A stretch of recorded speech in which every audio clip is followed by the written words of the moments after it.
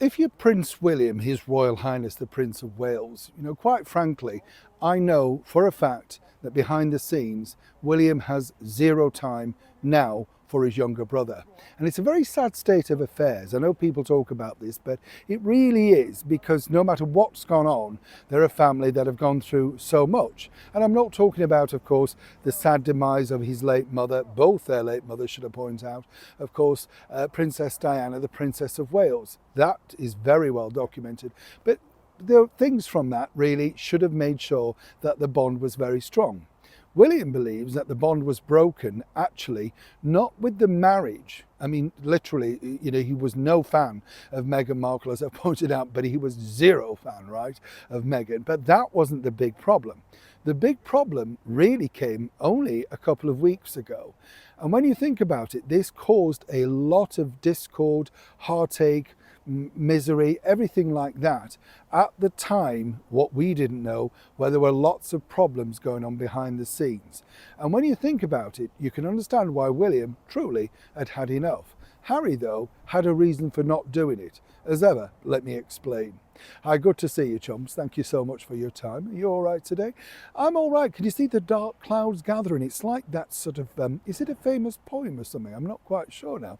But it's something, isn't it? And it looks so, it is real. I mean, it's all real, this. But it looks like a scene out of Dartmoor, doesn't it? Hound of the Baskervilles. Is that where that's from? I never can remember. Love that, don't you? Yes, Basil Rathbone, The Hound of the Baskervilles. Brilliant film. When you first watched it, you can tell me this in the comments, I'd love to know. Were you as frightened as me? I was very young when I watched it, and I thought it was the most terrifying film I'd ever seen. I think the version I saw, would it be with Peter Cushing? It might have been, in fact. And Richard Green, who ended up being Robin Hood. Do you remember that? Oh, terrified, yeah, absolutely. But when you think about clouds like this and things, you always think, oh yeah, terrifying stuff. A little bit like this particular, don't forget, by the way, comment, I'd love to know. Or did you find it frightening? Now, I'd like to share this particular story with you, because I was talking to someone recently very close to His Royal Highness, the Prince of Wales, Prince William, and we ended up chatting about the situation regarding his brother. And as they pointed out, William's had enough. He just, it's a soap opera that he didn't need in his life and didn't foresee. They all foresaw it the moment that, well, the bottom line was, that Meghan Markle came into that life. They knew that she was a very pushy broad. The bottom line was she wanted her own way, thought she was going to get it, and then couldn't believe it when it all fell apart, the sort of thing. Now, what's really upset Prince William, and you can understand this when I explain this in the very simplest of terms, is the fact that, if you remember, William and Catherine and His Majesty the King and Queen Camilla, well, virtually every senior member of the monarchy at that point, following Meghan Markle's explosive revelation that people were concerned about the colour of her son's skin, Prince Archie, right? And then the term of royal racist went around, remember? And it was an awful situation because, as everybody virtually said, everybody does that in a mixed race couple relationship. Everybody thinks that. And then Harry went on to the Stephen Colbert show and said he was surprised that his genes actually superseded his wife's, So again, he's contradicting himself literally on a chat show.